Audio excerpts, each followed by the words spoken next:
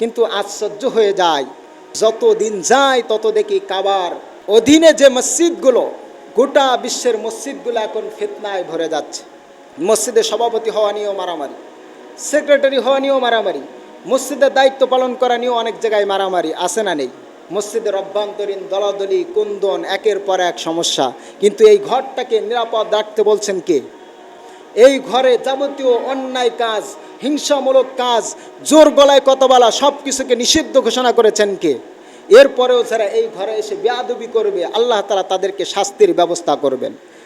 আল্লাহু আল্লাহ তুমি ইয়া মালিক আল্লাহ, আল্লাহু আল্লাহ তুমি লা শারীক আল্লাহ। আল্লাহ তাআলা অমুসলিমদেরকে এই কাবা ঘরের ভিতরে আসতে নিষেধ করে দিয়েছেন, কারণ তারা হলো অপবিত্র। তারা কি? অপবিত্র। পবিত্র স্থানে আসার কোনো সুযোগ তাদের নাই। যতদিন পর্যন্ত তারা মুসলিম না হবে, ইসলাম ধর্ম কবুল না করবে, ততদিন পর্যন্ত তাদেরকে কাবার অভ্যন্তরে আসার কোনো হুকুম আল্লাহ তাআলা দেন নাই। আল্লাহ তাআলা সেবার বলেন, ইয়া আইয়ুহাল্লাযীনা আমানু ইন্নামাল মুশরিকুনা নাজাসুন ফালা ইয়াকরাবুল মাসজিদাল হারামা বা'দা আমিহিম হাদা। আল্লাহু আকবার।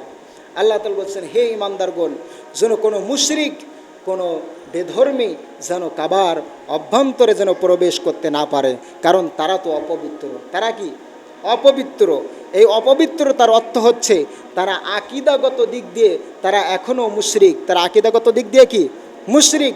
তাদের চাল চলন, তাদের উঠা বসা, তাদের নীতি নৈতিকতা, তাদের আদর্শ, তাদের সামাজিকতা সব কিছু হলো ইসলামের বিপক্ষে, যার কারণে আল্লাহ তাআলা বলছেন তারা অপবিত্র।